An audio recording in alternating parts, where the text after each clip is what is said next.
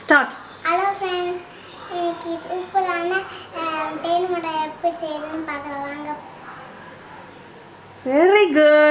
இப்போ தேன் மிட்டாய் செய்கிறதுக்கு 1 கப்பு இட்லி அரிசி, 1/4 கப்பு உளுந்து இது ரெண்டுத்தையும் நல்லா அலசிட்டு ஒரு 2 மணி நேரம் நல்லா தண்ணியில் ஊற வச்சுக்கோங்க.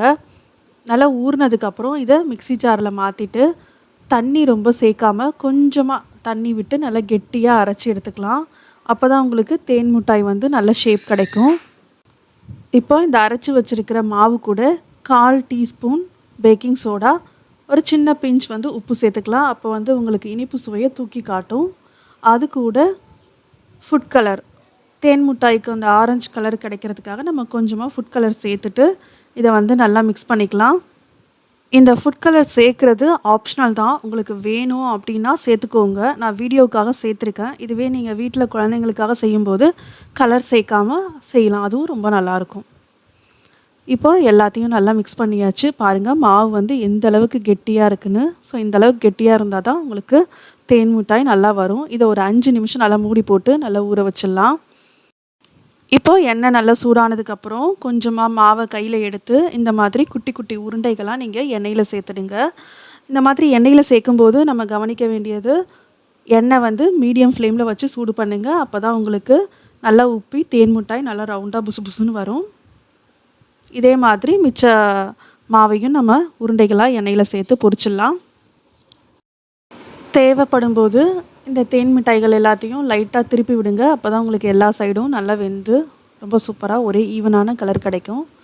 இப்போ பார்த்திங்கன்னா நம்ம எண்ணெயில் இருக்கிற பபிள்ஸ் எல்லாம் அடங்கிடுச்சு அப்படின்னா நமக்கு வந்து இந்த தேன் மிட்டாயெல்லாம் நல்லா ஃப்ரை ஆகிட்டா அப்படின்னு அர்த்தம். ஸோ இப்போ வந்து நம்ம இந்த மிட்டாய்கள் எல்லாத்தையும் எடுத்துடலாம்.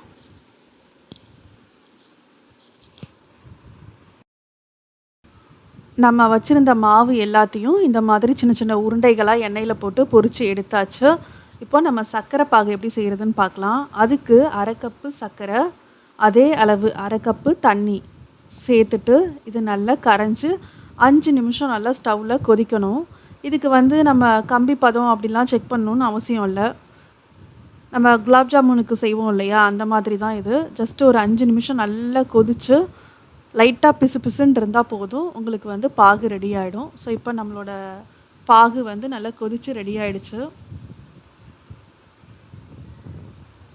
தொட்டு பார்த்திங்கன்னா லைட்டாக பிசு பிசுன்னு இருக்கணும், அவ்வளோதான். இப்போ நம்ம ஸ்டவ்வை ஆஃப் பண்ணிவிட்டு ஒரு 10 நிமிஷம் நல்லா விட்டுருங்க. இந்த பாகு வந்து லைட்டாக கொஞ்சம் சில்லுன்னு ஆகட்டும்.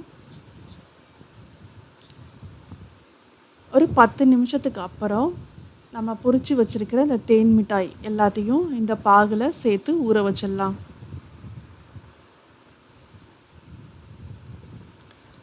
இது எல்லாத்தையும் சேர்த்துட்டு ஒரு 2 மணி நேரம் நல்லா ஊற விட்டுருங்க. இந்த மாதிரி ஊறும்போது இந்த பாகு எல்லாம் வந்து உங்களுக்கு தேன் மிட்டாயில் ஏறி ரொம்ப ஜூஸியாக ரொம்ப சூப்பரான தேன் மிட்டாய் கிடைக்கும்.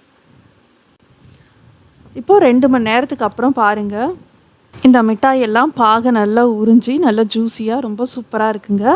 இதை மாதிரி நீங்கள் ஈஸியான ஸ்நாக்ஸ்லாம் இந்த லாக்டவுன் பீரியடில் உங்கள் குழந்தைங்களுக்கு செஞ்சு கொடுங்க. அவங்களும் ரொம்ப சந்தோஷமாக ஜாலியாக சாப்பிடுவாங்க. இந்த ஸ்நாக்ஸ்லாம் இப்போ வந்து கடைகளில் கூட கிடைக்கிறதில்ல. ஸோ அதெல்லாம் நீங்கள் உங்கள் குழந்தைங்களுக்கு செஞ்சு கொடுத்தீங்கன்னா அவங்களும் என்ஜாய் பண்ணுவாங்க, உங்களுக்கும் ஒரு மன திருப்தி ஏற்படும். இந்த வீடியோ பிடிச்சிருந்ததுன்னா வீடியோவை லைக் பண்ணுங்கள், மறக்காமல் நம்ம சுகன்ஸ் குக்கரி சேனலை சப்ஸ்கிரைப் பண்ணுங்கள். தேங்க்ஸ் ஃபார் வாட்சிங்.